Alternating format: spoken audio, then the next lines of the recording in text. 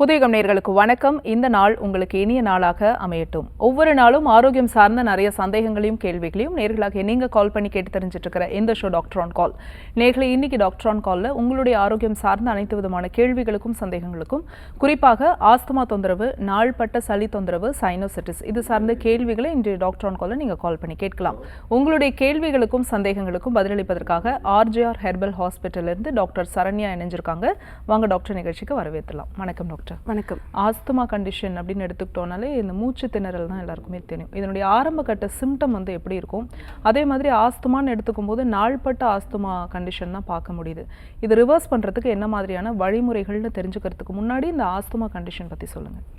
Asthma அப்படின்றது வந்து ஒரு நாள்பட்ட ஒரு சுவாசம் சார்ந்த பிரச்சனை அப்படின்றது எல்லாருக்குமே ஒரு தெரிஞ்ச விஷயமா இருக்கும். நிறைய பேர் எனக்கு ஆஸ்துமா இருக்குது, எனக்கு வீசிங் இருக்குது அப்படின்னு சொல்கிறத வந்து கேட்போம். குழந்தைங்களுக்கு கூட பிறந்ததுலேருந்தே மூச்சு வாங்குற பிரச்சனை இருக்குது, வீசிங் இருக்கக்கூடிய பிரச்சனை இருக்குது அப்படின்னு பேரண்ட்ஸ் வந்து சொல்கிறது வந்து நிறைய வந்து நம்ம கேட்குறோம். அதற்கு என்ன காரணம்னு பார்த்தோம்னா, ஆஸ்துமா வர்றதுக்கு வந்து நிறைய ரீசன்ஸ் வந்து இருக்குது. சின்ன குழந்தைங்கள்லேருந்து வயதானவங்க வரைக்கும் வயது வித்தியாசம் இல்லாமல் எல்லாருக்குமே வந்து வருது. அதற்கு முக்கியமான ரீசன்ஸ் குழந்தைங்களுக்குன்னு பார்த்தோம் அப்படின்னா, குழந்தை பிறந்ததுலேருந்தே வந்து ப்ராப்ளம் வந்து இருக்கும். அதாவது குழந்தைங்க லோ பர்த் வெயிட்டில் பிறந்துச்சு, ரொம்ப குறை மாதத்தில் பிறக்குது அப்படின்னாலோ, இல்லை லோ பர்த் வெயிட்டில் பிறக்குது அப்படின்னாலோ, அந்த குழந்தைங்களோட லங்ஸோட மெச்சூரிட்டி அப்படின்றது சரியான முறையில் இருக்காது. 28 வாரங்களுக்கு உள்ள 28 மாதங்களுக்கு 28 வாரங்களுக்கு உள்ளே பிறக்கக்கூடிய குழந்தைங்களுக்கு, அது மட்டும் இல்லாமல் வந்து ரொம்ப லோ பர்த் வெயிட்டில், அதாவது ரொம்ப ஒரு 1.7 கேஜிஸ்லேருந்து ஒரு 2 கேஜிஸ்க்குள்ளே பிறக்கக்கூடிய குழந்தைங்களுக்கு அந்த நுரையீரலுடைய கெப்பாசிட்டி வந்து ரொம்ப கம்மியாக இருக்கும். நுரையீரலுக்கு காற்று கொண்டு போகக்கூடிய அந்த ஏர் பாத்வேஸ் ஃபுல்லாகவே வந்து ரொம்ப ஒரு குறுகலான ஒரு அமைப்பில் சரியான முறையில் மெச்சூர் ஆகாமல் இருக்கும். இதனால் வரக்கூடிய அந்த ப்ராப்ளம் அப்படின்றது குழந்தை பருவத்திலேருந்து சைல்ட்ஹுட் ஆஸ்துமா அப்படின்னு சொல்லக்கூடிய அந்த ப்ராப்ளம் வந்து உருவாகுது. இது மட்டும் இல்லாமல் அந்த அடலசன் பீரியட்லேயும் நிறைய பேருக்கு வந்து ஆஸ்துமா உருவாகிறது வந்து காமனான ஒரு விஷயமா இருக்குது. அதற்கு நிறைய ரீசன்ஸ் வந்து இருக்குது. முதல்ல நம்மளுடைய வீட்டில் இருக்கக்கூடிய டஸ்ட்டே வந்து அலர்ஜிக் ஆஸ்துமா வந்து காஸ் பண்ணலாம். நிறைய வந்து டஸ்ட் இருக்கக்கூடிய இடங்கள்ல இருக்கவங்க, வேலை பார்க்கக்கூடிய இடத்துல சில இண்டஸ்ட்ரீஸ்லலாம் ஒர்க் பண்ணுவாங்க, அங்கே இருக்கக்கூடிய டஸ்ட்டு காரணமாக கூட நாள்பட்ட ஆஸ்துமாவை, நாள்பட்ட அலர்ஜியை வந்து அவங்களுக்கு இருக்க ஆரம்பித்து அது ஆஸ்துமாவை மாற ஆரம்பிக்கலாம். இது தவிர நிறைய ஜெனட்டிக் ரீசன்ஸுமே நிறைய இருக்குது. தாத்தாக்கு பாட்டிக்கு ஆஸ்துமா இருக்குது அப்படின்னா யாராவது ஒரு சிலருக்கு வந்து அந்த பரம்பரை காரணமாகவும் ஆஸ்துமா தொந்தரவுகள் வந்து உருவாகலாம். இது மட்டும் இல்லாமல் வீட்டில் இருக்கக்கூடிய சில வளர்ப்பு பிராணிகள், சில பேர் வந்து பெட்டில் பில்லோஸில் வந்து நிறைய வந்து இந்த டாகு கேட்லாம் வந்து வச்சு வளர்ப்பாங்க. அதில் இருக்கக்கூடிய சின்ன சின்ன ரோமங்கள் கூட நாள்பட்டு நம்ம அதை சுவாசிச்சுட்டே இருக்கும்போது அதனாலேயும் இந்த அலர்ஜிக் ஆஸ்துமா கண்டிஷன் வந்து ஃபார்ம் ஆகலாம். அது மட்டும் இல்லாமல் வெதர் கூட ஒரு சேஞ்ச் வந்து கொடுக்கலாம். நாள்பட்டு நமக்கு இந்த கோல்டான வெதரை சுவாசிச்சுட்டே இருக்கும்போதோ, இல்லை வந்து ரொம்ப நாள் இந்த ஏசியிலே இருக்கும்போதோ, ஏசியில் இருக்கக்கூடிய அந்த ஃபில்டர் க்ளீன் பண்ணாமல் அந்த டஸ்ட்டை தொடர்ச்சியாக சுவாசிச்சுட்டே இருக்கும்போது அவங்களுக்கு கூட இந்த ஆஸ்துமா கண்டிஷன் வந்து வரலாம். கூலண்ட்டான வெதர் மட்டும் இல்லாமல் ஹாட் வெதர் கூட சில பேருக்கு ஆஸ்துமா கண்டிஷன் வந்து கொடுக்கலாம். ஹாட்டாக ரொம்ப நேரம் வந்து இந்த இரும்பு தொழிற்சாலையில் வேலை பார்க்குறவங்களுக்கு, ஏதாவது இந்த செங்கல் சூளை அந்த மாதிரி ரொம்ப ஹீட்டான இடங்களில் இருக்கக்கூடியவங்களுக்கு, ரொம்ப நாள்பட ஒரே மாதிரியான ஒர்க்கே பார்க்குறாங்க அப்படின்னா அவங்களுக்கு கூட அந்த ஏர் பேசேஜஸ் எல்லாம் சுருக்கம் வர ஆரம்பிச்சு அந்த மாதிரி இருக்கக்கூடிய கண்டிஷன்லேயும் ஆஸ்துமா தொந்தரவுகள் வந்து வரலாம்.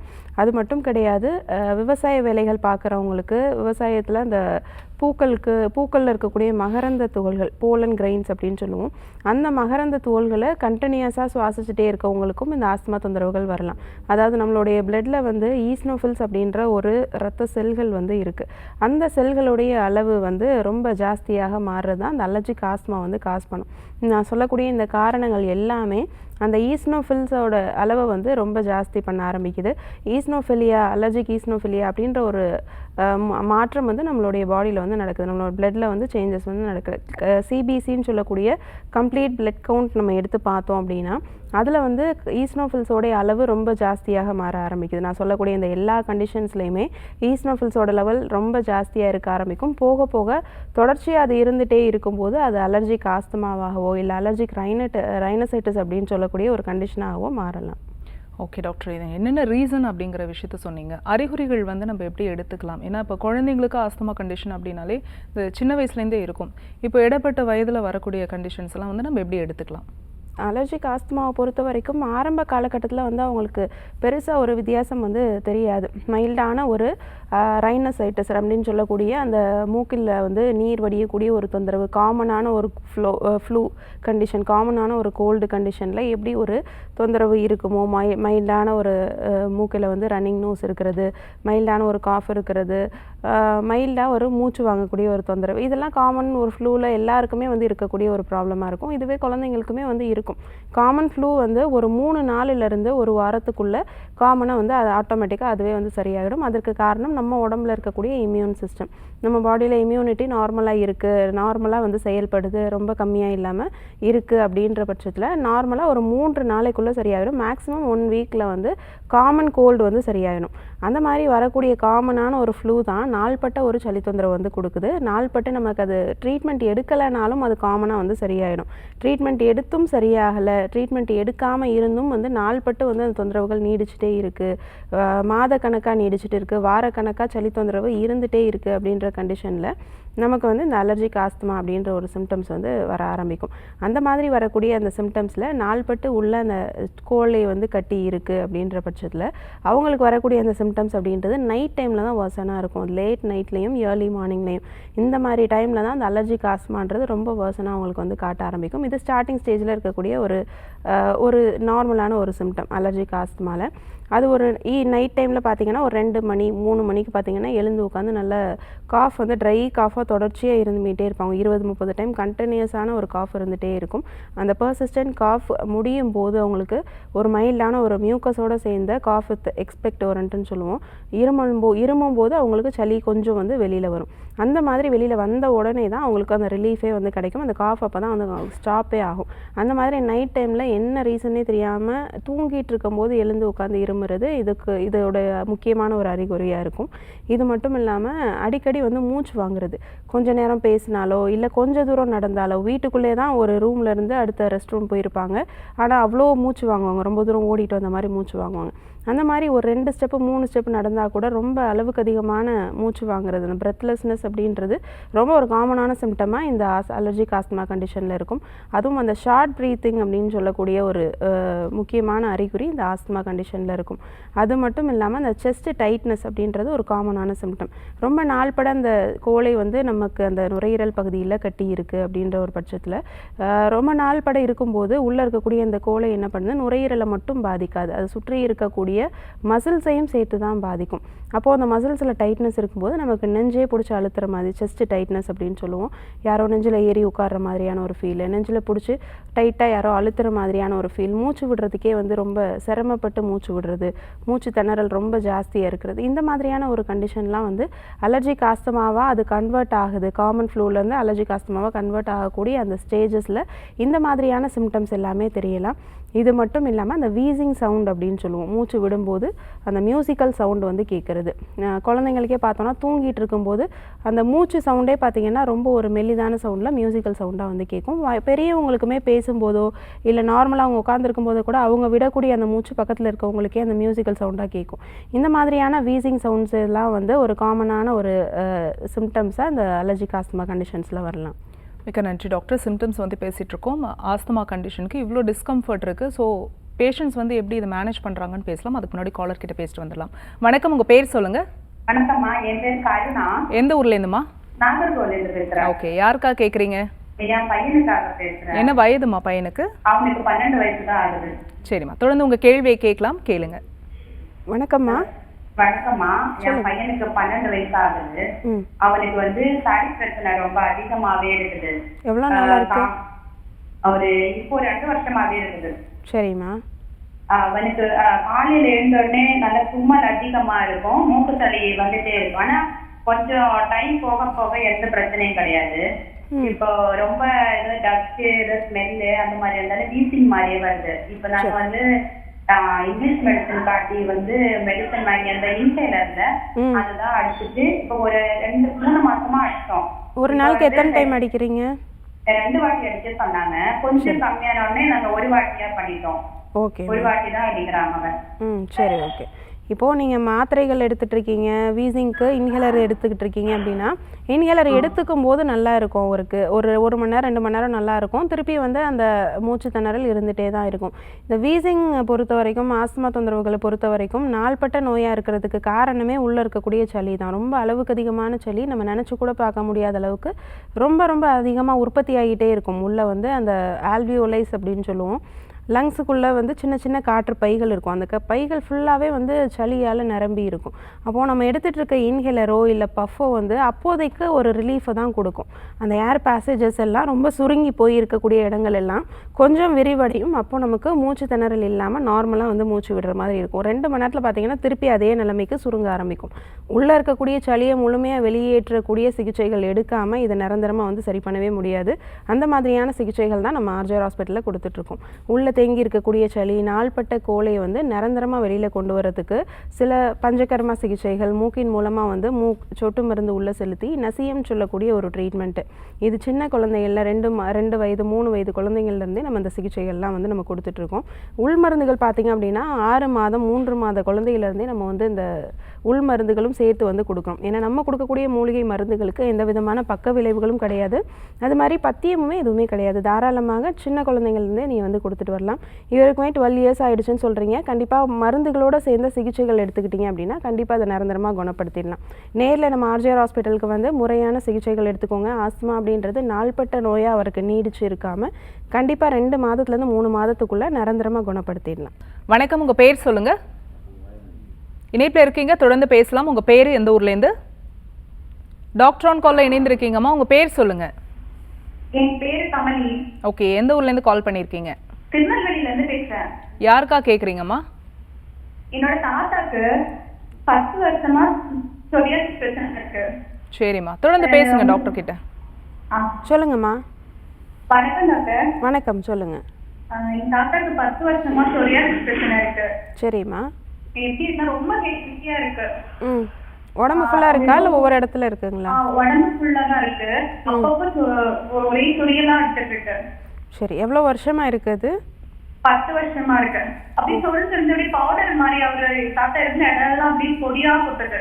சரிம்மா, சரி. இதை மாதிரி சோரியாசிஸ் பிரச்சனை அப்படின்னாலே இந்த மாதிரி ட்ரை ஸ்கின் இருந்துகிட்டே தான் இருக்கும். ஒரு இடத்துலேருந்து ஒரு இடத்துக்கு அவங்களுடைய உடம்புலே ஃபுல்லாகவே வந்து கொஞ்சம் கொஞ்சமாக பரவ ஆரம்பிக்கும். ஆனால் அந்த சொரியாசிஸ் பிரச்சனையை பொறுத்த வரைக்கும் ஒருத்தர்கிட்டேருந்து ஒருத்தருக்கு கண்டிப்பாக வந்து பரவாது. அவருடைய பாடியோட ட்ரைனஸ் காரணமாக அவருடைய உடம்புலே கொஞ்சம் கொஞ்சமாக வந்து பரவிட்டே வரலாம். முதல்ல சின்ன சின்ன பேச்சஸாக இருக்கும். அப்புறம் அந்த பேச்சஸ் எல்லாம் ஒன்றா சேர்ந்து பெருசாக வந்து ஃபார்ம் ஆகலாம். சில பேருக்கு தலையில் முதல்ல ஆரம்பித்து அதுக்கப்புறம் உடம்புல இறங்கலாம். சில பேருக்கு வந்து உடம்புலேயே வந்து ஸ்டார்ட் ஆகலாம். கண்டிப்பாக இதற்குமே நம்ம ஆர்ஜிஆர் ஹாஸ்பிட்டலில் மூலிகை சிகிச்சைகள் மூலமாகவே நிரந்தரமான குணம் வந்து இருக்குது. நிறைய பேர் 15-20 வருஷத்துக்கு மேலே சொரியாசிஸ்னால் பாதிக்கப்பட்டு ஒவ்வொரு இடத்துல தான் முதல்ல இருந்துச்சு. நிறைய ட்ரீட்மெண்ட்ஸ் எடுத்திருக்கேன். நிறைய சோப்பு, க்ரீமு, லோஷன்ஸ்லாம் மாற்றி நிறைய யூஸ் பண்ணியிருக்கேன். எதுவுமே செட் ஆகலை. இப்போ உடம்பு ஃபுல்லாக வந்துருச்சுன்னு சொல்லி வருவாங்க. தலையிலேருந்து பாதம் வரைக்கும் பார்த்தீங்கன்னா அவங்க உடம்பு ஃபுல்லாகவே சொரியாட்டிக் பேச்சஸ்னால கவர் ஆகிருப்பாங்க. நார்மல் ஸ்கின் ஒரு இடத்துல கூட இருக்காது. அந்த மாதிரி உடம்பு ஃபுல்லாக கவர் பண்ணிட்டு வந்தவங்களுக்கு கூட நம்ம ஆர்ஜிஆர் ஹாஸ்பிட்டலில் கோலன் ஹைட்ரோதெரப்பி அப்படின்னு சொல்லக்கூடிய ஒரு கழிவு நீக்க சிகிச்சை வந்து கொடுக்குறோம். ஏன்னா ஸ்கின் ப்ராப்ளம் முழுமையாக ஸ்கின்கான ப்ராப்ளமே கிடையாது. நம்ம உடம்புல சேரக்கூடிய நிறைய கழிவுகள் எக்ஸசிவாக அது இருக்கும்போது நமக்கு அது ஸ்கின் ப்ராப்ளமாக அது காட்டலாம். அப்போ முறையான கழிவு நீக்க சிகிச்சை கொடுக்கும்போது அதிலே 50% நோய் வந்து குணமாயிடும். இதோடு சேர்ந்த உள் மருந்துகள் கொடுத்து நிரந்தரமாக அந்த நோயை 3 மாதத்துலேயே நம்ம குணப்படுத்தியிருக்கோம். மறுபடியும் 10 வருஷம் ஆகியும் அவங்களுக்கு சோரியாசிஸோ ஸ்கின் ப்ராப்ளமோ எதுவுமே வரல. ரொம்ப ஆரோக்கியமாக இருக்காங்க. அதே மாதிரியே தாத்தாவுக்குமே குணப்படுத்திடலாம். திருநெல்வேலியில் நம்ம ஆர்ஜிஆர் மருத்துவமனையோட கிளை இருக்குது. சோரியாசிஸ்க்கு நம்ம சிறப்பான சிகிச்சைகள் எல்லாம் கொடுத்துட்ருக்கோம். வெளிப்பக்கமாக தடவுறதுக்கு ஆயில் எல்லாம் அப்ளை பண்ணுறதுக்கு கொடுத்துட்ருக்கோம். ரெகுலராக அதை யூஸ் பண்ணும்போது 1 வாரத்துலேருந்து 3 மாதத்துக்குள்ளே சோரியாசிஸ் நிரந்தரமாக குணமாயிடும். வாழ்நாள் ஃபுல்லாக வரவும் செய்யாது. நன்றி கால் பண்ணதுக்கு. நெக்ஸ்ட் காலர் யாருன்னு பார்க்கலாம். வணக்கம், உங்கள் பேர் சொல்லுங்கள். ஹலோ மேம், என்னோட பேரு ஐஸ்வர்யா. எந்த ஊர்லேருந்து கால் பண்ணியிருக்கீங்க? கோயம்புத்தூர்ல இருந்து. ஓகேம்மா, யாருக்கா கேட்குறீங்க? பெரியம்மாக்கு. என்ன வயதுமா உங்களுக்கு? எனக்கு 22. உங்கள் பெரியம்மாக்கு என்ன வயதுமா? 54. சரி, உங்கள் கேள்வியை கேட்கலாமா? கேளுங்க. வணக்கம்மா. வணக்கம் டாக்டர். எங்க பெரியம்மாக்கு ஸ்வெல்லிங் இருக்கு. ஸ்வெல்லிங் இருக்கா? அப்புறம் கை மடக்குற இடத்துல நல்ல பெயின் இருக்கு. கையில் மட்டும்தான் இருக்காமா? கால் வந்து காலையில தூங்கிட்டு சொன்னா ஊனி அப்படி நிக்க முடியல. பிளட் டெஸ்ட் எடுத்திருக்கீங்களா? இல்ல மேம். சரிம்மா, எங்கேருந்து பேசுகிறீங்க? கோயம்புத்தூர். சரிம்மா. ஒரு முறை வந்து பிளட் டெஸ்ட் எடுக்கணும் சரிங்களா? காலையில எழுந்த உடனே எழுந்து நிற்க முடியல, கை கால்லாம் ஸ்டிஃப் ஆகுது, கை கால்களில் இருக்கக்கூடிய எலும்பு இருக்கக்கூடிய இடங்கள்ல வீக்கம் இருக்குது அப்படின்னாலே அது முடக்குவாதமா இருக்கலாம் சரிங்களா? ஏன்னா முடக்குவாதம் அப்படின்றது கை கால்களில் இருக்கக்கூடிய சின்ன சின்ன ஜாயின்ஸை கூட வந்து பாதிக்கக்கூடியது. விரல் எலும்பு, விரலில் மடக்கக்கூடிய சின்ன சின்ன ஃபெலாஞ்சியல் ஜாயின்ட்ஸ் அப்படின்னு சொல்லுவோம். அந்த ஜாயின்ஸை கூட பாதிக்கக்கூடியது தான் இந்த முடக்குவாதம் அப்படின்றது. உடம்பு ஃபுல்லாக ரொம்ப எக்ஸ்ட்ரீமான வாதம் வந்து இருக்கிறதுனால காலையில் எழுந்தோடனே அந்த மார்னிங் ஸ்டிஃப்னஸ் கண்டிப்பாக இருக்கும். ஒரு அரை மணி நேரம் 1 மணி நேரத்துக்கு அவங்களால எந்திரிக்கவே முடியாது. கை கால்லாம் நல்லா விரைச்சி போயிருக்கும். அதை கொஞ்சம் கொஞ்சமாக மடக்கி நீட்டி அந்த எக்ஸசைஸ்லாம் பண்ணி தான் அவங்களால நார்மலுக்கே வர முடியும். டெய்லியுமே இதே வலி தொடர்ந்து இருந்துகிட்டே இருக்கும். இதுக்கு பெயின் கில்லர் போட்டாலும் போடுறப்போ நல்லாயிருக்கும், அடுத்த நாளே பெயின் வரதான் செய்யும். வாழ்நாள் ஃபுல்லாக அதுக்கு பெயின் கில்லர் போட்டுகிட்டே இருக்க மாதிரி தான் இருக்கும். அந்த மாதிரி வருஷக்கணக்காக பெயின் கில்லர் போட்டவங்க கூட 10 வருஷத்துக்கு மேலே கை கால்கள்லாம் மடங்கி போய் சுத்தமாக நடக்கவே முடியாமல் வீல் சேரில் வாக்கர் ஸ்டிக் வச்சு நடந்து 2-3 பேர் சப்போர்ட்டோடு வந்து நம்ம ஆர்ஜர் ஹாஸ்பிட்டலுக்கு நிறைய பல லட்சக்கணக்கான முடக்குவாதம் பேஷண்ட்ஸ் வந்து வந்திருக்காங்க. அவங்களுக்கெல்லாம் அந்த கை காலில் இருக்கக்கூடிய மடக்கத்தை வந்து சரி பண்ணி கை காலில் இருக்கக்கூடிய வலி, அந்த முடங்கி போயிருக்கக்கூடிய அந்த ஜாயின்ஸில் இருக்கக்கூடிய வீக்கம், இதெல்லாத்தையும் சரி பண்ணுறதுக்கு ஃபுல் பாடி ட்ரை பொடி கிளி அப்படின்ற ஒரு மூலிகை சிகிச்சை நம்ம ஆர்ஜர் ஹாஸ்பிட்டலில் கொடுத்துட்ருக்கோம். அது மட்டும் கிடையாது, அதோடு சேர்ந்த வர்ம சிகிச்சைகள் கொடுத்து மற்றும் சில பஞ்சகர்மா சிகிச்சைகள் கொடுத்து நிரந்தரமாக அந்த வலியை வந்து குறைய வச்சுருக்கோம். ஒரு வாரத்துலேருந்து 10 நாளுக்குள்ளே வலியெல்லாம் குறைஞ்சு சப்போர்ட்டோடு நடந்து வந்தவங்க கூட சப்போர்ட்டே இல்லாமல் நடக்க ஆரம்பிச்சிருக்காங்க. டிஸ்சார்ஜ் ஆகி போகும்போது சப்போர்ட்டே இல்லாமல் நடந்து போயிருக்காங்க. அதுக்கப்புறமும் வலியோ வீக்கமோ அவங்களுக்கு முடக்குவாதம் சம்மந்தப்பட்ட எந்த விதமான பிரச்சனையுமே வராமல் ரொம்ப ஆரோக்கியமாக இருக்காங்க. அதே மாதிரியே அவங்க பெரியம்மாவுக்குமே சரி பண்ணிடலாம். நம்ம ஆர்ஜிஆர் மருத்துவமனையோட கிளை கோயம்புத்தூர்லேயும் இருக்குது. நேரில் வந்து சிகிச்சை எடுத்துக்கோங்க. முடக்குவாதத்துக்குன்னு சிறப்பாக நம்ம பல சிகிச்சைகள் கொடுக்குறோம். கோயம்புத்தூர்லேயே வந்துட்டு போயிட்டு பண்ணக்கூடிய பஞ்சகர்மா சிகிச்சை பண்ணக்கூடிய வசதியும் நம்ம ஆர்ஜிஆர் ஹாஸ்பிட்டலில் இருக்குது. நேரில் அவங்களை கூட்டிகிட்டு வந்து சிகிச்சை எடுத்துக்கோங்கம்மா, கண்டிப்பாக அது சரி பண்ணிடலாம். தேங்க்ஸ் ஃபார் காலிங்மா. நெக்ஸ்ட் காலர் யாருன்னு பார்க்கலாம். வணக்கம், உங்கள் பேர் சொல்லுங்கள். வணக்கம்மா, உங்கள் பேர் எந்த ஊர்லேருந்து? நான் கும்பகோணத்துலேருந்து பேசுகிறேன். என் பேர் நான்சி. ஓகே, யாருக்கா கேட்குறீங்கம்மா? எனக்காக தான். என்ன வயது உங்களுக்கு? 9 வயசு. சரி, தொடர்ந்து உங்கள் கேள்வியை கேட்கலாமா? கேளுங்க. வணக்கம்மா. வணக்கம் டாக்டர். சொல்லுங்கள். எனக்கு 30 வயசு ஆகுது. எனக்கு வந்து கல்யாணம் ஆகி 7 வருஷம் ஆயிடுச்சு. குழந்தை இல்லைன்னு சொல்லிட்டு போய் ஹாஸ்பிட்டலில் போய் செக் பண்ணோம். ஃபைப்ராய்டு சொன்னாங்க. அது மல்டிபிள் ஃபைப்ராய்டு இருக்கு அப்படின்னு சொல்றாங்க. சரிம்மா, என்ன சைஸ் சொன்னாங்களா? தான் போயிட்டு இருக்கு. இப்போ என்ன சைஸ் இருக்குன்னு சொன்னாங்களாமா ஃபைப்ராய்டில்? ஃபைப்ராய்டு கட்டிங்களா? பனிப்புணி நிறைய இருக்குது. எடுக்க திரும்ப அதிகமா வரும் அப்படின்ற மாதிரி தான் சொல்லிட்டு இருக்காங்க, ஆப்ரேஷன் பண்ணா கூட. சரிம்மா, இப்போ ப்ளீடிங் நார்மலாக இருக்கா இல்லை ரொம்ப அதிகமாக இருக்கா? பீரியட்ஸ் ரெகுலராக இருக்கா உங்களுக்கு? இல்லைங்க மேம். சரிம்மா, பீரியட் சரியாக இல்லை அப்படின்னாலே உங்களுக்கு இரகுலர் பீரியட்ஸ் இருந்துச்சுனாலே உங்களுக்கு கன்சீவ் ஆக டிலே ஆகிட்டே தான் போகும். அதுவும் உங்களுக்கு ஃபைப்ராய்டு கட்டிகள் மல்டிபிள் ஃபைப்ராய்டு இருக்கிறதுனும் ஒரு முக்கியமான காரணமாக இருக்கலாம். ஃபைப்ராய்டு கட்டி இருந்துச்சு அப்படின்னாலே ரொம்ப ஹெவி ப்ளீடிங் இருக்கும். சில பேருக்கு பீரியட்ஸை தள்ளி தள்ளி போக ஆரம்பிக்கும். இல்லை ஒரு மாதத்துக்கே 2 டைம் கூட 3 டைம் கூட வந்து பீரியட்ஸ் வந்து வரலாம். இன்டர்மிட்டன்ட் ப்ளீடிங் சொல்லுவோம். அடிக்கடி ப்ளீடிங் வந்துட்டே வந்து இருக்கும். குறிப்பாக இந்த கன்சீவ் ஆகிறதுக்கு முக்கியமான காரணமே வந்து சினை முட்டை வந்து நார்மலான ஒரு வளர்ச்சியில் இருக்கணும். அந்த சினை முட்டை நார்மலாக வளரணும் அப்படின்னா கர்ப்பப்பையில் எந்த விதமான பிரச்சனைகளும் இருக்கக்கூடாது. பிசிஓடியோ ஃபைப்ராய்டோ இல்லை எண்டோமெட்ரியத்தில் வேறு ஏதாவது சிக்கல்களோ எதுவுமே இல்லாமல் இருந்துச்சு அப்படின்னா தான் ஈஸியாக உங்களால் இயற்கையாக கன்சீவ் ஆக முடியும். முதல்ல இந்த ஃபைப்ராய்டு கட்டிகளை ரிமூவ் பண்ணுறதுக்கு சில மூலிகை சிகிச்சைகள் வந்து எடுத்துக்கோங்க. நம்ம ஆர்ஜர் ஹாஸ்பிட்டலில் நிறைய பேர் வந்து கல்யாணம் ஆகி 10 வருஷம் ஆகுது, 15 வருஷம் ஆகுது, ஃபைப்ராய்டு இருக்குது, இல்லை பிசிஓடி இருக்குது, பிசிஓஎஸ் இருக்குது, அதெல்லாம் வந்து சரி பண்ணுறதுக்கு நாங்கள் நிறைய மெடிசன்ஸ் எடுத்துகிறோம், எதுவுமே வந்து க்யூர் ஆகலை அப்படின்னு சொல்லி வராங்க. அந்த மாதிரி வரக்கூடிய பேஷண்ட்ஸுக்கு அவங்களுக்கு என்ன மூல காரணமோ அதை வந்து சரி பண்ணி அதுக்கப்புறமா அவங்களுக்கு கன்சீவ் ஆகிறதுக்கு சினை முட்டையோட வளர்ச்சியை நார்மல் பண்ணுறதுக்கு நம்ம மூலிகை மருந்துகள் வந்து நம்ம கொடுக்குறோம். முதல்ல இந்த ஃபைப்ராய்டை வந்து நார்மல் கொண்டு வரணும். அதற்கு நம்ம ஆர்ஜர் ஹாஸ்பிட்டலில் சிகிச்சைகள் எடுத்துக்கோங்க. கும்பகோணத்துலேயே நம்ம ஆர்ஜிஆர் மருத்துவமனையோட கிளை இருக்குது. ஃபைப்ராய்டு கட்டி 5-6 சென்டிமீட்டரில் இருக்கக்கூடிய ஃபைப்ராய்டு கட்டிகள்லாம் கூட நம்ம மூலிகை மருந்துகள் மூலமாகவே சர்ஜரி இல்லாமல் கரைச்சி நார்மல் கொண்டு வந்திருக்கோம். உங்களுக்கு மல்டிபிள் ஃபைப்ராய்ட்ஸ் இருக்குது. கண்டிப்பாக ஒரு சின்ன சின்ன கட்டிகளாக தான் இருக்கும். அதனால தான் உங்களுக்கு சைஸ் மென்ஷன் பண்ணாமல் கொடுத்துருக்காங்க. கண்டிப்பாக இதையுமே நம்ம ஆர்ஜிஆர் ஹாஸ்பிட்டலில் மூலிகை மருந்துகள் மூலமாகவே கரைச்சி நார்மல் கொண்டு வர முடியும். ஒன்ஸ் உங்களுக்கு ஃபைப்ராய்டு கரைய ஆரம்பிச்சிருச்சு அப்படின்னாலே 3 மாத சிகிச்சையிலே உங்களுக்கு நிரந்தரமாக பீரியட்ஸ் நார்மலுக்கு வர ஆரம்பிக்கும். பீரியட்ஸ் ரெகுலர் ஆகிடுச்சுனாலே உங்களுக்கு சினை முட்டையோட வளர்ச்சி நார்மலாக ஆரம்பிக்கும். 2 மாதத்துலேருந்து 3 மாதத்துக்குள்ளே உங்களுக்கு பீரியட்ஸ் ரெகுலர் ஆகிடும். அதுக்கப்புறம் இயற்கையாக கன்சீவ் வரக்கு நிறைய சான்சஸ் இருக்குது. நேரில் வந்து நம்ம ஆர்ஜிஆர் ஹாஸ்பிட்டலில் சிகிச்சை எடுத்துக்கோங்க. கண்டிப்பாக நிரந்தரமாக குணப்படுத்திடலாம். நன்றி கால் பண்ணதுக்கு. நெக்ஸ்ட் காலர் யாருன்னு பார்க்கலாம். வணக்கம், உங்கள் பேர் சொல்லுங்கள். Hello ma'am. வணக்கம்மா, உங்கள் பேர் எந்த ஊர்லேருந்து? மேம் என்னோட பேர் மகிதா. ஓகே, தேனி மாவட்டம். சரி, யாருக்கா கேட்குறீங்க? எனக்காக தான் மேம். உங்கள் ஏஜ் என்னம்மா? 24 மேம். சரி, தொடர்ந்து உங்கள் கேள்வியை கேட்கலாமா? கேளுங்க. மேம் எனக்கு பிசிஓடி ப்ராப்ளம் இருக்கு 5 இயர்ஸா. சொல்லுங்கம்மா. 3 வந்து பீரியட்ஸ் வந்துன்னா அதுக்கப்புறம் பீரியட்ஸ் வர அப்படிங்கிறது வந்தாலும் ஓவரா ப்ளீடிங் ஆகுது மேம். சரி, எவ்வளோ நாளாக இந்த ப்ராப்ளம் இருக்குது? பீரியட்ஸ் இரெகுலராக இருக்குது? ரெகுலரா ஒரு 50 டேஸ் அந்த மாதிரி வருது மேம். சரிம்மா, சரி. இப்போ பிசிஓடினால வெயிட் கெயின் இருக்கா உங்களுக்கு? வெயிட் கெயின் இல்ல மேம். வெயிட் கெயின் கிடையாதா? ஹேர் லாஸ் நிறைய இருக்கு. சரி, ஓகேம்மா. பிசிஓடி இருக்குது அப்படின்னாலே உங்களுக்கு 5 வருஷமாக இருக்குன்னு சொல்கிறீங்க, இரெகுலர் பீரியட்ஸும் இருக்குன்னு சொல்கிறீங்க. கண்டிப்பாக பிசிஓடி ரொம்ப சிவியரான சிம்டமாக இருக்கும்போது, பைலேட்ரல் ஓவரிஸ்லேயும் இருக்கும்போது கண்டிப்பாக அந்த பீரியட்ஸ் ப்ராப்ளம் இருந்துகிட்டே தான் இருக்கும். பீரியட்ஸ் வர்றது டிலே ஆகிட்டே தான் இருக்கும். இதுக்கு நம்ம சில உணவுப் பொருட்கள்லாம் அவாய்ட் பண்ணுறது ரொம்ப நல்லது. முக்கியமாக வந்து இந்த பேக்கரி ஐட்டம்ஸ் எல்லாமே அவாய்ட் பண்ணிக்கணும். நிறைய க்ரீம் சேர்ந்த பொருட்கள், நிறைய மைதா கலந்த உணவுகள், அதே மாதிரி ஒயிட் சுகர், ரீஃபைண்ட் ஆயில், இதை எல்லாத்தையும் முக்கியமாக அவாய்ட் பண்ணிக்கணும். அது மட்டும் இல்லாமல் அடிவயிற்று பகுதிகளுக்கு கொஞ்சம் எக்ஸசைஸ் கொடுத்துட்டு வந்தீங்க அப்படின்னா இரகுலர் பீரியட்ஸ் ரெகுலர் ஆகிறதுக்கு அதிலே நிறைய சான்சஸ் இருக்குது. அடிவயிற்று பகுதிக்கு எக்ஸசைஸ்னால் முக்கியமாக வந்து இந்த தோப்பு கரணம் வந்து ரெகுலராக வந்து போட்டுட்டு வரலாம்.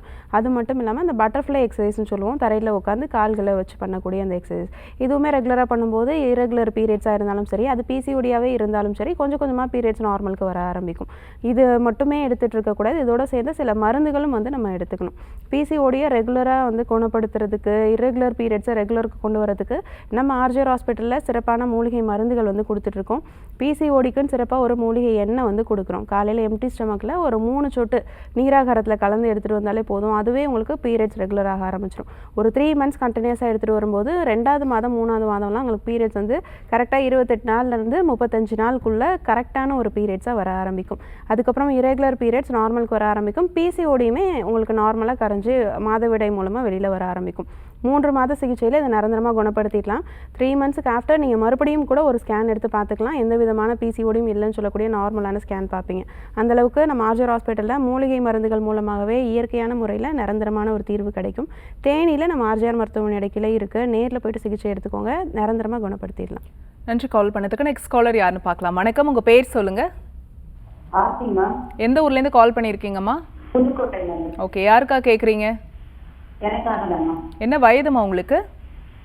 30 சரி, தொடர்ந்து உங்கள் கேள்வியை கேட்கலாமா? கேளுங்க. வணக்கம்மா. வணக்கம் மேடம். சொல்லுங்கள். எனக்கு மூக்கு ஒழுகுது, மூக்கில கஷ்டமா இருக்கு, மூக்கு தடை வளருன்னு சொல்லுவாங்க. சரிம்மா. கண்ணுக்கு தண்ணீரா வந்துட்டு இருக்குங்க. காலையில் எழுந்தோடனே தும்மல் வருதா? அடுக்கு தும்மல் மாதிரி? ஆமாம்மா. எவ்வளோ நாளாக இருக்குமா அந்த தொந்தரவு? இது ஒரு 6 மாசமா இருக்குண்ணா. அடிக்கடி தலையில் தண்ணி ஊற்றுவீங்களா? ஆமா. சரிம்மா, இது ஒன்றும் பிரச்சனை கிடையாது. இந்த சைனசைட்டிஸ் தான், வேறு ஒன்றும் கிடையாது. நாள்பட சைனசைட்டிஸ் நம்ம வச்சுட்டே இருக்கும்போது அது மூக்கில் வந்து சதை வளர்ச்சின்னு சொல்லக்கூடிய அந்த நேசல் பாலிப்பை வந்து உருவாக்கலாம். நிறைய பேர் வந்து சைனசைட்டிஸ் சாதாரண ஒரு பிரச்சனைன்னு நினச்சிட்டு இருக்காங்க. அதை நாள்பட வச்சுட்டே இருக்கும்போது அது பல சிம்டம்ஸை வந்து நம்ம கொடுக்கலாம். மூக்கில் சதை வளர்ச்சி வரைக்கும் உருவாக்கலாம். மூக்கில் வளரக்கூடிய அந்த சதை வளர்ச்சி நாள்பட இருந்துகிட்டே இருக்கும்போது மூக்கு தண்டே வந்து வளைய ஆரம்பிக்கும். நேசல் செப்டல் டீவியேஷன் அப்படின்னு சொல்லுவோம். மூக்கு நடுவில் இருக்கக்கூடிய மூக்கு தண்டு ஒரு சைடாக வளைய ஆரம்பிக்கும் போது நமக்கு மூக்கின் மூலமாக சுவாசம் வந்து இருக்காது, வாயில் தான் வந்து சுவாசிக்கணும்.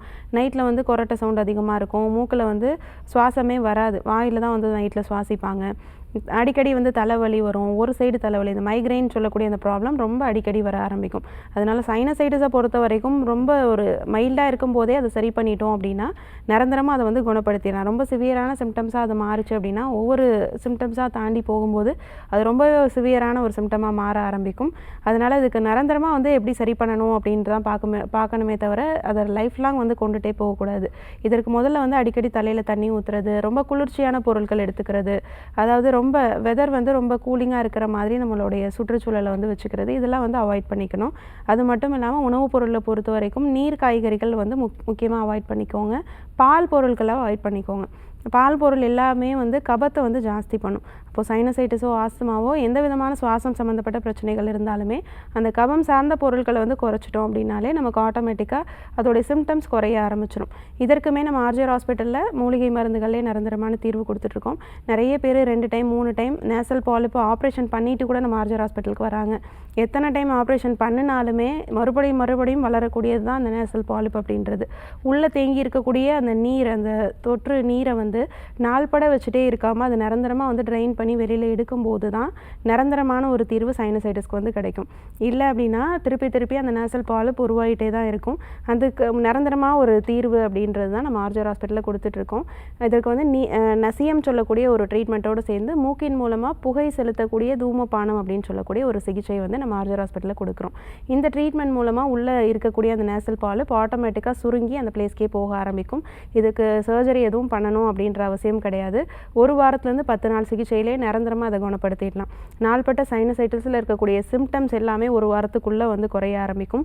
இதோடு சேர்ந்த சில உள்மருந்துகளும் நம்ம ஆர்ஜிஆர் ஹாஸ்பிட்டலில் கொடுக்குறோம்.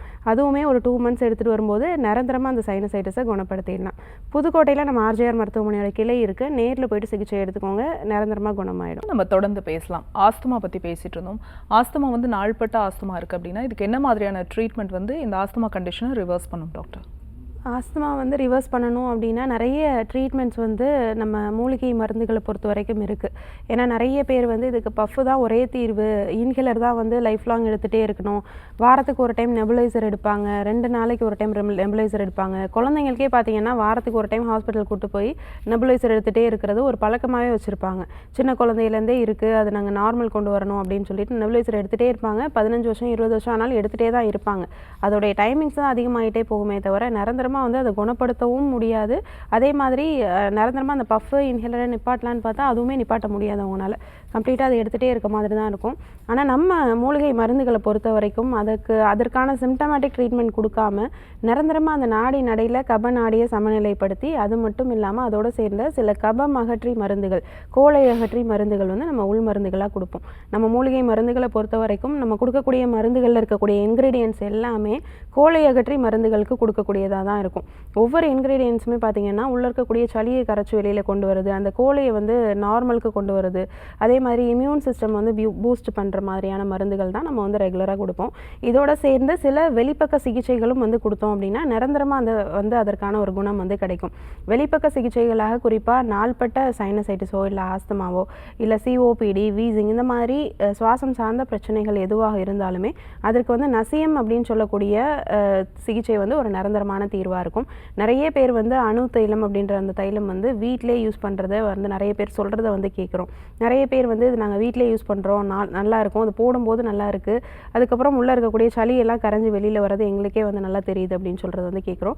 அந்த மாதிரியான நசிய சிகிச்சைகள் வந்து ஒரு நிரந்தரமான தீர்வு வந்து கொடுக்கும். நசியம் மட்டும் கிடையாது, அதற்குமே செஸ்ட் பொடிக்கிளி சிகிச்சை அப்படின்ற ஒரு ட்ரீட்மெண்ட்டுமே இருக்குது.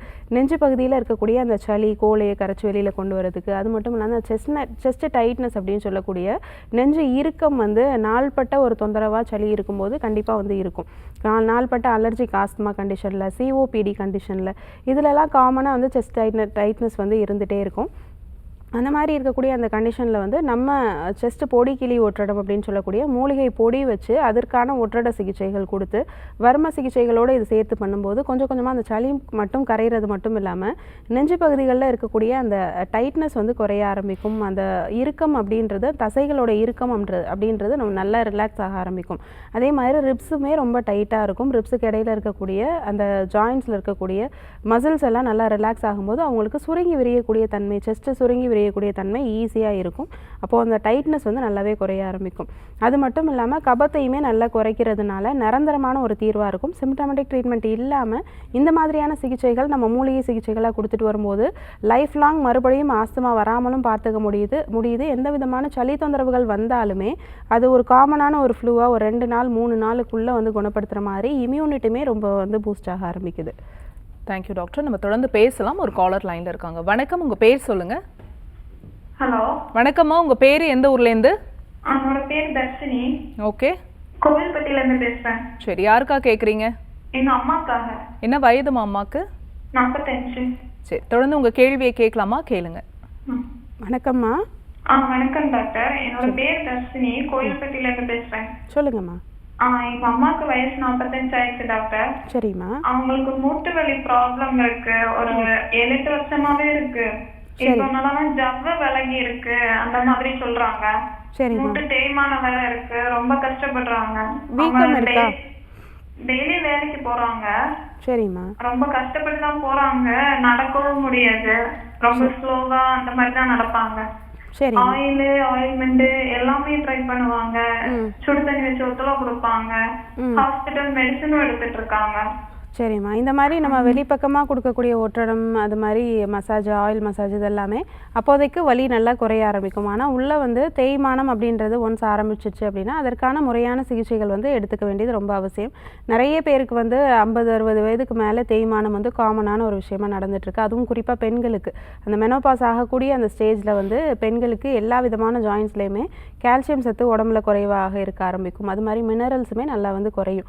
அப்போது ரொம்ப நாள்பட்ட தேய்மானம் அப்படின்றது நமக்கு மூட்டு எலும்பில் தான் வந்து குறிப்பாக வந்து நடக்கும். ஏன்னா நார்மலாக நம்ம எல்லா ஜாயின்ஸையுமே வந்து யூஸ் பண்ணுவோம். அது காமனாக யூஸ் பண்ணக்கூடிய ஜாயிண்ட்டு நம்ம பாடி வெயிட்டு ஃபுல்லாக தாங்கக்கூடிய ஒரு ஜாயிண்ட் பார்த்தோம்னா மூட்டு எலும்பு தான். அந்த இடத்துல வந்து தேய்மானம் ரொம்ப சீக்கிரமாகவே ஒரு 45 வயதுக்கிட்ட 50 வயதுக்கிட்ட வந்து வர்றது ஒரு காமனான விஷயமா இருக்குது. இதற்குமே நம்ம ஆர்ஜிஆர் ஹாஸ்பிட்டலில் பஞ்சகர்மா சிகிச்சைகள் வந்து கொடுக்குறோம். நிறைய பேர் நடக்க முடியாமல் வராங்க. ஒரு கால் வந்து ரொம்ப வலி தாங்க முடியாமல் ரொம்ப நாள் பெயின் கில்லர் யூஸ் பண்ணோம், அது வயிறு புண்ணாயிடுச்சு, அதனால ஆப்ரேஷனே பண்ணிட்டோம் அப்படின்னு சொல்லுவாங்க. மூட்டு மாற்று அறுவை சிகிச்சை ஒரு காலில் பண்ணிவிட்டு அதுக்கப்புறமும் கால் வந்து வீக்கம் வருது, கால் மரத்து போகுது, கால் தரையில் வைக்கிற ஃபீலே இல்லை, கால் கீழே ஃபுல்லாக மரத்து போயிடுது, நரம்பு பிடிச்சி இழுக்கிற மாதிரி இருக்குது அப்படின்னு சொல்லி நிறைய சிம்டம்ஸ் சொல்கிறதையும் கேட்குறோம். அதனால் மூட்டு மாற்று அறுவை சிகிச்சை பண்ணதுக்கப்புறமும் நிறைய சிம்டம்ஸ் வந்து வரதை வந்து கேட்குறதுனால இன்னொரு காலுக்கு ஆப்ரேஷனே இல்லாமல் நிறைய பேர் சிகிச்சைகளுக்காக வராங்க. அவங்களுக்குமே நம்ம வந்து பஞ்சகர்மா சிகிச்சைகள் பண்ணி நல்லாவே நடக்க வச்சுருக்கோம். நிறைய பேர் வாக்கர் ஸ்டிக் வச்சு நடந்து வருவாங்க, 2-3 பேர் சப்போர்ட்டோட பிடிச்சிட்டு நடந்து வருவாங்க. அவங்களெல்லாம் ஒரு 10 நாள் நம்ம பஞ்சகர்மா சிகிச்சையில் பிடிக்காமல் சப்போர்ட்டே இல்லாமல் நடக்க வச்சுருக்கோம். அதே மாதிரி அம்மாவுக்குமே சரி பண்ணிடலாம். கோவில்பட்டியில் நம்ம ஆர்ஜிஆர் மருத்துவமனையோட கிளை இருக்குது. மூட்டு எலும்பு தேய்மானத்துக்குன்னு சிறப்பான சில உள் மருந்துகளும் நம்ம ஆர்ஜிஆர் ஹாஸ்பிட்டலில் கொடுத்துட்ருக்கோம். ரெகுலராக மருந்துகள் எடுத்துகிட்டு வரும்போது 2 மாதம் 3 மாத சிகிச்சையில் நிரந்தரமாக மூட்டு வலி குணமாக ஆரம்பிச்சிடும். தேங்க்ஸ் ஃபார் காலிங்மா. நெக்ஸ்ட் காலர் யாருன்னு பார்க்கலாம். வணக்கம், உங்கள் பேர் சொல்லுங்கள். எந்த ஊர்லேருந்து கால் பண்ணியிருக்கீங்க? ஓகே, யாருக்கா கேட்குறீங்கம்மா? உங்கள் வயது என்ன? சரி, தொடர்ந்து உங்கள் கேள்வியை கேட்கலாம், கேளுங்க. வணக்கம்மா. வணக்கம் டாக்டர், என் பேர் சஜினா. சொல்லுங்க. திண்டுக்கல்ல இருந்து பேசுறேன். சொல்லுங்கம்மா. எனக்கு 5 வருஷமாவே ஸ்கின் அலர்ஜி ப்ராப்ளம் இருக்கு. ரொம்ப எரிச்சலா இருக்கு, எப்பவும் மதிச்சுட்டே இருக்கும். தோல் உதிருதுங்களா? இல்ல இல்ல. சரிம்மா. அரிப்பு மட்டும்தான் இருக்கா? ஸ்கின்ல ஏதாவது சேஞ்சஸ் தெரியுதா? இல்ல மேம், நல்லா அரிச்சுட்டே இருக்கும். சரிம்மா. ஸ்கின்ல எந்த விதமான வெளிப்பக்கமான வெளியில் எதுவுமே தெரியலையா உங்களுக்கு? ரேஷஸோ இல்லை அலர்ஜிக் பேச்சஸ் எதுவுமே தெரியலைங்களா? இல்லை டாக்டர். சரிம்மா. எந்தவித ரீசனும் இல்லாமல் உடம்பு ஃபுல்லாக அரிச்சிட்டே இருக்குது அப்படின்னா இதை காணாக்கடி அப்படின்னு சொல்லுவோம். அதாவது வெளியில் பேச்சஸ் இருக்குது, இல்லை வெளியில் ரேஷஸ் மாதிரி இருக்குது, சொரிஞ்சா தோல் உதிருது அப்படின்றது அது வேறு மாதிரியான சிம்டம்ஸ். எந்த விதமான ரேஷஸுமே வெளியில் தெரியல, ஆனால் அரிப்பு மட்டும் உடம்பு ஃபுல்லாக எப்போவுமே இருந்துகிட்டே இருக்குது. ஏதாவது சாப்பிட்டோன்னா அரிப்பு ஜாஸ்தியாகிடுது, ஏதாவது கரப்பான் பொருள் ஏதாவது சாப்பிட்டோன்னா ஜாஸ்தி ஆகுது, இல்லைனாலும் நைட் டைமில் அரிச்சிட்டே இருக்குன்னு நிறைய பேர் சொல்கிறத வந்து கேட்போம். இதை காணாக்கடி அப்படின்னு சொல்லுவோம். எந்த ரீசனுமே இருக்காது, ஆனால் பாடியில் அரிப்பு இருந்துகிட்டே இருக்கிறது. இதுக்கு முக்கியமான காரணம் வந்து வயிற்றில் சேரக்கூடிய கழிவுகள் தான். எல்லாருக்குமே வந்து இந்த ஸ்கின் ப்ராப்ளம் வரது கிடையாது. வயிற்றில் எக்ஸசிவாக கழிவுகள் சேருது, அதுலேருந்து நிறைய டாக்ஸின்ஸ் வந்து வெளியேறுது. டாக்ஸிக் கேஸோ டாக்ஸின்ஸோ நிறைய நீர் வந்து ரத்தத்தில் கலக்குது அப்படின்னா அந்த பிளட் சர்க்குலேஷன் மூலமாக அந்த ரத்தம் வந்து சுத்திகரிக்காமல் இருக்கிறதன் காரணமாக அந்த காணாக்கடின்னு சொல்லக்கூடிய அந்த அரிப்பு ப்ராப்ளம் வந்து உருவாகலாம். அர்டிகேரியா அப்படின்னு சொல்லுவோம். இந்த மாதிரியான ஸ்கின் ப்ராப்ளம்க்கு கண்டிப்பாக கழிவு நீக்க சிகிச்சைகள் எடுத்துக்க வேண்டியது ரொம்ப அவசியம். அது மட்டும் இல்லாமல் ரத்தத்தை வந்து சுத்தி பண்ணணும். அதுக்கு ரெகுலராக டீடாக்ஸ் ட்ரிங்க் வந்து நம்ம எடுத்துக்கணும். காலையில் எம்டி ஸ்டமக்கில் வந்து நான் சொல்கிற மாதிரியான ஒரு ட்ரிங்க் வந்து எடுத்துக்கோங்க. கொத்தமல்லி இலைகள் ஒரு கைப்பிடி எடுத்துக்கோங்க, புதினா இலைகள் ஒரு கைப்பிடி எடுத்துக்கோங்க, அதோடு சேர்ந்து அருகம்புல் ஒரு கைப்பிடி அளவுக்கு எடுத்துக்கோங்க, இஞ்சி ஒரு சின்ன துண்டு எடுத்துக்கோங்க, லெமன் ஒரு சின்ன துண்டு எடுத்துக்கோங்க. இது எல்லாத்தையுமே போட்டு ஒரு 2 டம்ளர் தண்ணி ஊற்றி நல்லா சிம்மில் வச்சு கொதிக்க வைங்க. சிம்லேயே ஒரு 1/2 அன் ஹவர் நல்லா கொதிச்சதுக்கப்புறமா ஒரு 100 ml இல்லை 150 ml அளவுக்கு அது எல்லாத்தையும் நல்லா ஃபில்டர் பண்ணிவிட்டு அதில் ஒரு ஹாஃப் 1/2 ஸ்பூன் வந்து லெமன் ஜூஸ் கலந்து அதை ரெகுலராக காலையில் எம்டி ஸ்டொமக்கில் குடிச்சிட்டு வாங்க. ஒரு கண்டினியூஸாக ஒரு 21 நாட்கள் இதை ஃபாலோ பண்ணிட்டு வரும்போது பாடியில் இருக்கக்கூடிய கெட்ட நீர்கள் எல்லாம் வெளியேற ஆரம்பிக்கும். அதே மாதிரி மலம் சரியான முறையில் வெளியேறாமல் இருக்குது, கான்ஸ்டிபேஷன் இருக்கிறதுனால பாதிக்கு பாதி மலம் உள்ள தேங்குது அப்படின்னா அதனால வரக்கூடிய டாக்ஸின்ஸ்னால கூட இந்த மாதிரி காணாக்கடின்னு சொல்லக்கூடிய அர்டிகேரியா ப்ராப்ளம் வரலாம். இது ரெகுலராக யூஸ் பண்ணும்போது கொஞ்சம் கொஞ்சமாக அந்த ஸ்கின் ப்ராப்ளம் மாற ஆரம்பிக்கும், அரிப்பு முதல்ல குணமாக ஆரம்பிக்கும், கண்டினியூஸாக மருந்துகள் எடுத்துக்கும் போது நிரந்தரமாகவும் அது குணமாகிடும். டாக்டர், ஆஸ்துமா பற்றி பேசிகிட்டு இருந்தோம். ஆஸ்துமாவுக்கு ஏதாவது ஒரு எங்களுக்கு ஹெல்தி டிப் வீட்டில் இருந்து ஃபாலோ பண்ணுற மாதிரியான டிப்ஸ் சொல்லுங்கள். ஆஸ்துமா அப்படின்றது வந்து நமக்கு நாள்பட்ட நோயாக வந்து இருந்துகிட்டே இருக்கும். நிறைய பேருக்கு வந்து வீசிங் வரப்போகிறது முதல்ல வந்து தெரியும். அதுக்காக எல்லாமே வந்து ரெடியாக வச்சுருப்பாங்க. பஃப் இன்ஹேலர்லாம் எப்போவுமே வந்து ரெடியாக வச்சுருப்பாங்க. இப்போ மழை காலம்லாம் ஆரம்பிக்குது, குளிர்காலம் பனிக்காலம் ஆரம்பிக்குது அப்படின்னா அவங்களுக்கு 2 நாளுக்கு முன்னாடி வந்து நல்லாவே தெரிய ஆரம்பிக்கும். பஃபெல்லாம் ரெடியாக எப்போவுமே எடுத்து வச்சுருப்பாங்க. அந்த மாதிரி நம்ம வச்சுக்கணுன்ற அவசியமே கிடையாது. சில மெடிசின்ஸ் வந்து நம்ம வீட்டிலே ப்ரிப்பேர் பண்ணி யூஸ் பண்ணிட்டு வரும்போது ஆஸ்துமா வரப்போகுது அப்படின்ற டைமில் இது யூஸ் பண்ணாலே பஃப் எல்லாத்தையும் நம்ம அவாய்ட் பண்ணிவிட்டு இதன் மூலமாக நம்ம வந்து அந்த சுவாசம் சார்ந்த பிரச்சனைகளை வந்து சரி பண்ணிக்கலாம். இது ஆஸ்துமாவுக்கு மட்டும் கிடையாது, குழந்தைங்களுக்கு வரக்கூடிய காமனான ஒரு காமன் கோல்டு கண்டிஷனில் கூட இதை வந்து யூஸ் பண்ணிட்டு வரலாம். அந்த மாதிரியான ஒரு சில மூலப்பொருட்கள் வந்து சுக்கு, மெயினான வந்து சுக்கு பால் அப்படின்னு சொல்லுவோம். சுக்கு அதிமதுர பால் அப்படின்னு கூட வந்து இதை சொல்லலாம். சுக்கு வந்து நைட்டே தண்ணியில் போட்டு ஊற வச்சிடணும், ஒரு விரல் துண்டு அளவுக்கு. அதோடு சேர்த்து அதிமதுரமும் சேர்த்து நம்ம நைட்லேயே வந்து ஊற வச்சிடணும். இந்த ரெண்டையுமே வந்து காலையில் 1-2 வந்து தட்டிட்டு அதை வந்து ஹாட் வாட்டரில் போட்டு அதோடு சேர்த்து மிளகு, மஞ்சள் தூள், மிளகு தூள் கூட நீங்கள் வந்து ஆட் பண்ணிக்கலாம். மிளகு தூள், மஞ்சள் தூள், அதிமதுரம், சுக்கு இது 4யுமே தண்ணியில் போட்டு நல்லா கொதிக்க வச்சு அதை ஒரு 1/2 டம்ளராக வற்றினதுக்கப்புறமா அந்த தண்ணியை வந்து ஒரு 1/2 டம்ளர் பாலில் கலந்து ரெகுலராக வந்து ஒரு நேரம் வந்து உணவுக்கு ஆஃப்டர் வந்து இதை வந்து கொடுத்துட்டு வரலாம். இதில் காரம் அதிகமாக இருக்கும், அதனால குழந்தைங்களுக்கு வந்து இதில் பனங்கல்கண்டு கலந்து வந்து யூஸ் பண்ணிட்டு வரலாம். குழந்தைங்களுக்கும் கொடுக்கலாம், பெரியவங்களுக்கு, வயதானவங்களுக்கு, ஏஜ் குரூப் இல்லாமல் யாருக்கு வேணாலுமே இதை வந்து ரெகுலராக யூஸ் பண்ணிட்டு வரலாம். காமனான கோல்டு கண்டிஷன்லேருந்து ரொம்ப சிவியரான அலர்ஜிக் ஆஸ்துமா வரைக்கும் இது ரெகுலராக ஃபாலோ பண்ணிட்டு வரும்போது சளி தொந்தரவுகள் எவ்வளோ சிவியராக இருந்தாலும் அது குறைய ஆரம்பிக்கும். பஃப் யூஸ் பண்ணக்கூடிய ஒரு கண்டிஷனில் கூட இதை வந்து நம்ம யூஸ் பண்ணிட்டு வரும்போது மூச்சு தொந்தரவுகள் ரொம்ப அதிகமாக மூச்சு வாங்கக்கூடியது கூட கொஞ்சம் கொஞ்சமாக குறைய ஆரம்பித்து நார்மலான ஒரு கண்டிஷனுக்கு மாறிடுவாங்க. இது யார் வேணாலும் யூஸ் பண்ணலாம், எப்போ எந்த டைமில் வேணாலுமே யூஸ் பண்ணலாம், ஆனால் ஆஃப்டர் ஃபுட் வந்து இது யூஸ் பண்ணணும். Thank you so much doctor. நம்ம தொடர்ந்து பேசலாம். ஒரு காலர் லைனில் இருக்காங்க. வணக்கம், உங்கள் பேர் சொல்லுங்கள். Good morning doctor. குட் மார்னிங்மா, டாக்டர் இருக்காங்க. உங்கள் பேர் சொல்லுங்கள், எந்த ஊர்லேருந்து? ஓகே, யாருக்கா கேட்குறீங்க? உங்கள் வயது என்னம்மா? 31. சரி, தொடர்ந்து உங்கள் கேள்வியை கேட்கலாம், கேளுங்க. வணக்கம்மா. Good morning doctor. வேணி பேரு. சொல்லுங்கள். வீசிங் ப்ராப்ளம் 2 hours ஆயிடுச்சு. வீசிங் ப்ராப்ளம் இருக்கா? ஆமா வீசிங் ப்ராப்ளம் இருக்கு. மூச்சு எடுக்க கஷ்டமா இருக்கு. எவ்வளோ நாளா இருக்கு? ஒரு 2 years இருக்குமா. பஃப் எதுவும் யூஸ் பண்றீங்களா? இன்ஹேலர் பஃப் ஏதாவது? இல்ல எதுவுமே எடுத்துக்கல. ஏன்னா நல்லா கஷ்டமா இருக்கு, சமயத்து எதுவும் நடக்க முடியாது, சுவாசம் எடுத்து வலிக்க முடியாது, அப்படியே நல்ல கஷ்டமா இருக்கு. சரி, ஓகேம்மா. 2 இயர்ஸாக நீங்கள் வந்து இதை வச்சுட்டே இருக்கணுன்ற அவசியம் இல்லை. 2 மாதத்துலேயே இதை வந்து சரி பண்ணிடலாம். வீசிங்கை பொறுத்த வரைக்கும் நீங்கள் அதிகமாகும்போது டேப்லெட் எடுத்துக்கிறது மறுபடியும் நார்மல் ஆகிடும் உங்களுக்கு. திருப்பியும் அந்த பனி காலத்தில், மழை காலத்தில் வந்து டேப்லெட்ஸ் எடுத்துக்கிறது இந்த மாதிரி பண்ணிகிட்டே இருக்கணுன்ற அவசியம் கிடையாது. இதை வாழ்நாள் ஃபுல்லாக இதோடய கேரி பண்ணிகிட்டே இருக்கணுன்ற அவசியமும் கிடையாது. ஆஸ்துமா தொந்தரவுகளாக இருந்தாலும் சரி, நாள்பட்ட சளி தொந்தரவாக இருந்தாலும் சரி, அதற்கு நம்ம மூலிகை மருந்துகளே நிரந்தரமான தீர்வு நம்ம ஆர்ஜர் ஹாஸ்பிட்டலில் கொடுத்துட்ருக்கோம். 15 வருஷம் 20 வருஷத்துக்கு மேலே வீசிங் இருந்தவங்க, சளி தொந்தரவுகளோட இருந்தவங்களுக்குலாம் கூட நம்ம 2 மாத சிகிச்சையிலே நிரந்தரமான ஒரு தீர்வு கொடுக்குறோம். உங்களுக்கு 2 வருஷமாக தான் இருக்குன்னு சொல்கிறீங்க, அதுக்குமே நீங்கள் பஃப் எதுவுமே எடுத்துக்கல, இப்போவே அதற்கான சிகிச்சைகள் எடுத்துக்கிட்டீங்க அப்படின்னா பிற்காலத்தில் பஃப் யூஸ் பண்ணாமலே வந்து நிரந்தரமாக அதை குணப்படுத்திடலாம். மார்த்தாண்டத்தில் நம்ம ஆர்ஜிஆர் மருத்துவமனையோட கிளை இருக்குது, நேரில் வந்து சிகிச்சை எடுத்துக்கோங்க, கண்டிப்பாக அந்த வீசிங் ப்ராப்ளம் நிரந்தரமாக குணப்படுத்திடலாம். Thanks for calling. Next caller யாருன்னு பார்க்கலாம். வணக்கம், உங்கள் பேர் சொல்லுங்கள். வணக்கம் மேடம், என் பேர் திவ்யா மேடம். எந்த ஊர்லேருந்துமா? ராமநாடு மேடம். ஓகே, யாருக்கா கேட்குறீங்க? எனக்கு வெள்ளத்துக்கு இருக்குதுங்க மேடம். என்ன வயதுமா உங்களுக்கு? 39 வயசு ஆகுதுங்க மேடம். சரி, தொடர்ந்து பேசுங்கம்மா டாக்டர் கிட்ட. வணக்கம்மா. வணக்கம் டாக்டர். சொல்லுங்கம்மா. மேடம், ஸ்டார்டிங்ல பாத்தீங்கன்னா லைட்டா கொஞ்சம் கொஞ்சமா தான் கட்டுட்டு இருந்தது. சரிம்மா. ஒரு 3 மாசமாவே அந்த மாதிரி இருந்தது. இப்ப பாத்தீங்கன்னா கொஞ்சம் ஓவர் ஃப்ளோ ஆகுதுங்க, இச்சிங் இருக்குங்க மேடம். சரிம்மா. இப்போ கலர்ல ஏதாவது சேஞ்சஸ் இருக்கா? இல்ல ஒயிட்டா தான் இருக்கா? கொஞ்சம் டைம் மாதிரி இருக்குங்க மேடம். ஸ்மெல்லோ இல்ல அரிப்போ எதுவும் இருக்காமா அதுல? அரிசி இருக்கு மேடம். இட்சிங் ரொம்ப இரிட்டேஷனா இருக்கு. சரிம்மா, வெள்ளைப்படுதல் வந்து நாள்பட வச்சுட்டே இருக்கக்கூடாது. இப்போ வெள்ளைப்படுதல் நார்மலாக எல்லாருக்குமே இயல்பாக இருக்கக்கூடியது தான். பீரியட்ஸ் பிஃபோர் ஆஃப்டர் இருக்கக்கூடியது ஒரு காமனான விஷயம். ஆனால் தொடர்ச்சியாக அது இருந்துகிட்டே இருக்குது, கலரில் சேஞ்சஸ் வருது, அதில் கன்சிஸ்டன்சியில் சேஞ்சஸ் இருக்குது அப்படின்னா கண்டிப்பாக அதற்கு சிகிச்சைகள் வந்து எடுத்துக்கணும். ரொம்ப நாள்பட வந்து வெள்ளைப்படுதல் வச்சுட்டே இருக்கும்போது அதில் கலரில் சேஞ்சஸ் வரலாம், எல்லோயிஷ் கலரில் சேஞ்ச் ஆகலாம், சில பேருக்கு ஃபவுல் ஸ்மெல்லோடு இருக்கலாம். இந்த மாதிரி சேஞ்சஸ் ஆகும்போது அதில் வந்து இன்ஃபெக்ஷன் இருக்குது அப்படின்றத புரிஞ்சுக்கணும். சில பாக்டீரியல் இன்ஃபெக்ஷனோ இல்லை ஃபங்கல் இன்ஃபெக்ஷனோ இருக்குது அப்படின்னும் போது கண்டிப்பாக அந்த ஸ்மெல்லில் சேஞ்சஸ் வந்து இருக்கும். இதற்கு நம்ம சிகிச்சைகள் எடுத்து தான் நிரந்தரமாக வந்து குணப்படுத்த முடியும்.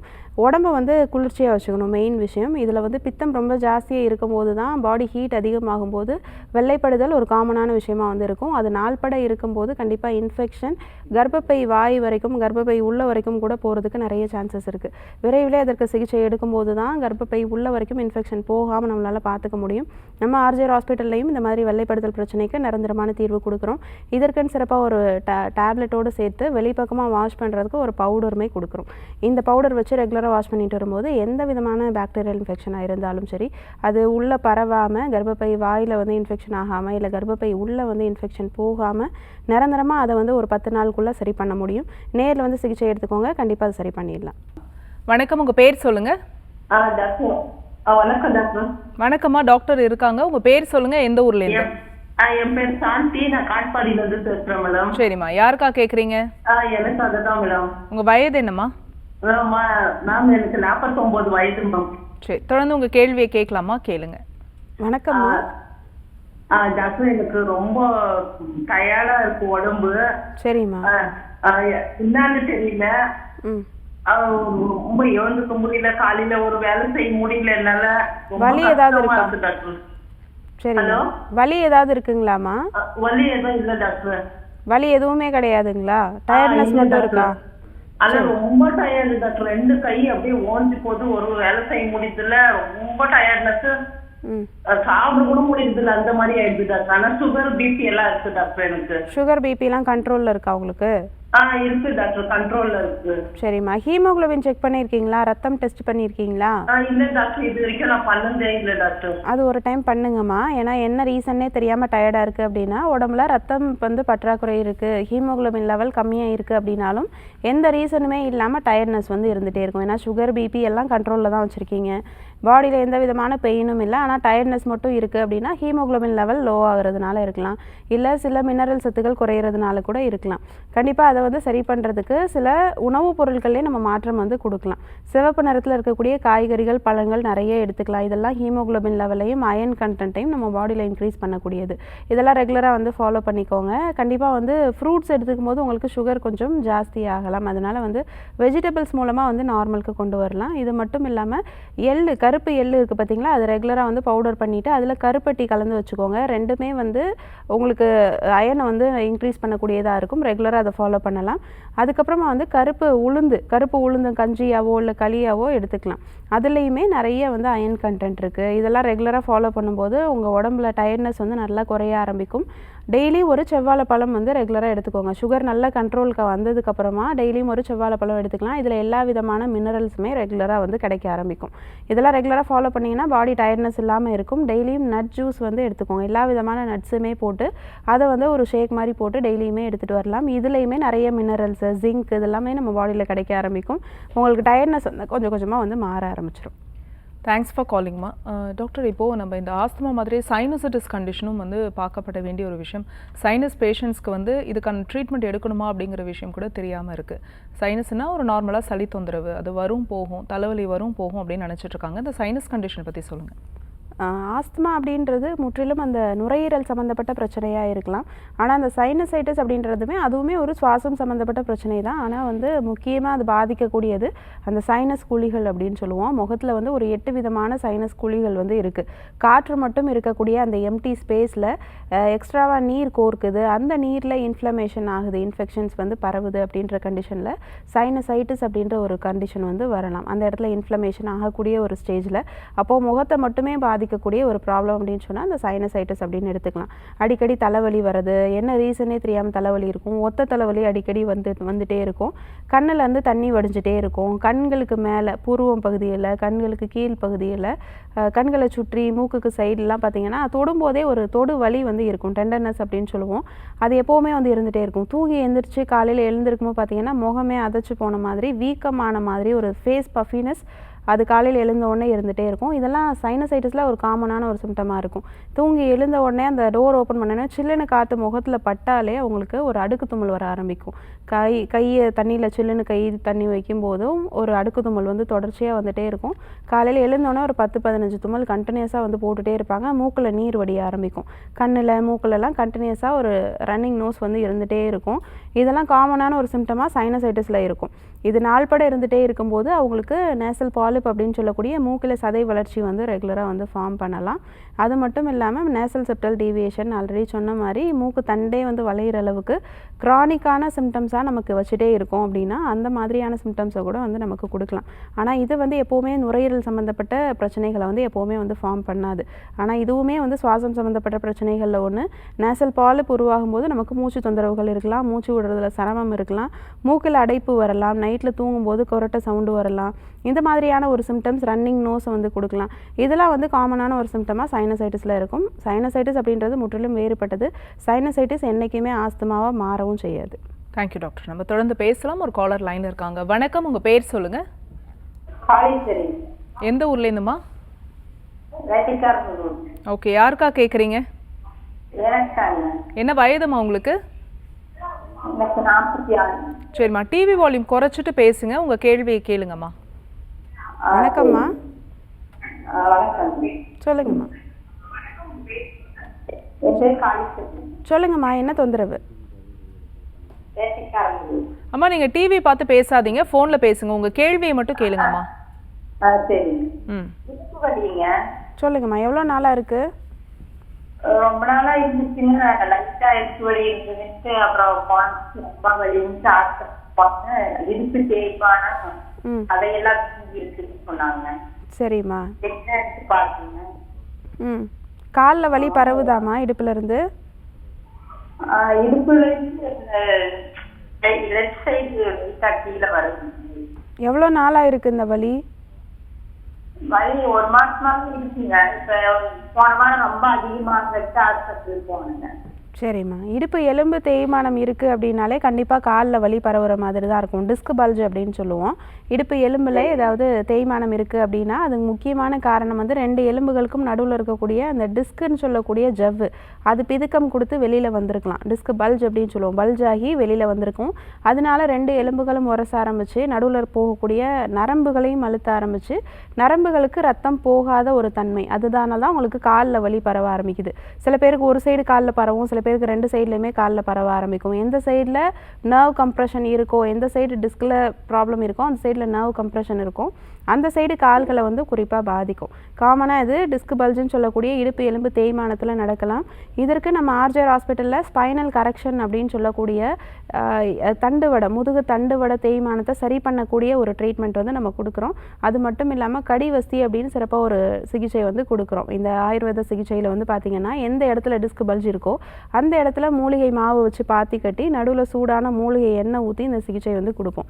இந்த சூடான மூலிகை எண்ணெய் ஊற்றி கொடுக்கக்கூடிய அந்த சிகிச்சையில் பல்ஜ் ஆகிருக்கக்கூடிய அந்த டிஸ்க் எல்லாம் ஆட்டோமேட்டிக்காக அந்த வீக்கம் குறைய ஆரம்பித்து நார்மல் பிளேஸ்க்கு போக ஆரம்பிக்கும். உள்ளே இருக்கக்கூடிய தேவையில்லாத நீரெல்லாம் வெளியேற ஆரம்பிக்கும். இந்த மாதிரியான ஒரு சிறப்பான சிகிச்சைகள் கொடுத்து இதோடு சேர்ந்த சில வர்ம சிகிச்சைகளும் கொடுத்து நிரந்தரமாக அந்த டிஸ்க் பல்ஜை வந்து நம்ம ஆர்ஜர் ஹாஸ்பிட்டலில் சரி பண்ணிகிட்டு இருக்கோம். நிறைய பேர் disc bulge, disc prolapse, disc herniation before treatment scan எடுத்துகிட்டு வருவாங்க. ஒரு வார சிகிச்சையில் அதுக்கப்புறம் சேர்ந்து ஒரு 2 மாதங்கள் உள் மருந்துகள் எடுத்துகிட்டு 3 மாதத்துக்கு அப்புறம் மறுபடியும் ஸ்கேன் எடுத்து பார்க்கும்போது அந்த டிஸ்க் பல்ஜு, டிஸ்க் ப்ரொலாப்ஸ் இதெல்லாம் எதுவும் இல்லாத நார்மலான ஒரு எம்ஆர்ஐ ஸ்கேன் வந்து பார்ப்பாங்க. அந்தளவுக்கு நிரந்தரமான ஒரு தீர்வு நம்ம ஆர்ஜர் ஹாஸ்பிட்டலில் அறுவை சிகிச்சையே இல்லாமல் மூலிகை மருந்துகளில் மட்டுமே கொடுத்து நிரந்தரமாக தீர்வு கொடுத்துட்ருக்கோம். நம்ம ஆர்ஜர் ஹாஸ்பிட்டலில் உள்நோயாளியாக தங்கி சிகிச்சை பெறக்கூடிய வசதி 2 இடங்கள்ல இருக்குது. டி நகர் ஹபீபுல்லா ரோட்டில் இருக்குது. இது தவிர அரும்பாக்கம் அண்ணா ஆர்ச் ஆப்போசிட்லேயும் இருக்குது. 30 பேர் தங்கி சிகிச்சை பெறக்கூடிய வசதி இருக்குது. எல்லா விதமான எலும்புகள் சார்ந்த பிரச்சனைகளுக்குமே நம்ம ஆர்ஜர் ஹாஸ்பிட்டலில் அறுவை சிகிச்சை இல்லாமல் நிரந்தரமான ஒரு தீர்வு மூலிகை மருத்துவத்திலே கொடுத்துட்ருக்கோம். தேங்க்ஸ் ஃபார் காலிங்மா. டாக்டர் இன்னைக்கு டாக்டர் ஆன் காலில் ஆஸ்துமாவிற்கான விளக்கம் கொடுத்துருந்தீங்க. ஆஸ்துமாவுக்கு என்ன மாதிரியான ட்ரீட்மெண்ட், அதே மாதிரி சைனசைட்டிஸ் கண்டிஷன் பற்றியும் சொல்லினீங்க. நேர்கள் கேட்ட ஆரோக்கியம் சார்ந்த கேள்விகளுக்கும் பொறுமையாக பதில் சொன்னீங்க. மிக்க நன்றி. நன்றி. நேர்களே, இன்னைக்கு டாக்டர் ஆன் கால் உங்களுக்கு ரொம்ப யூஸ்ஃபுல்லாக இருந்திருக்கும் நம்புறோம். இதே மாதிரி இன்னொரு ஹெல்தியான எபிசோடில் நாங்கள் வந்து உங்களை சந்திக்கிறோம். அது வரைக்கும் நன்றி, வணக்கம்.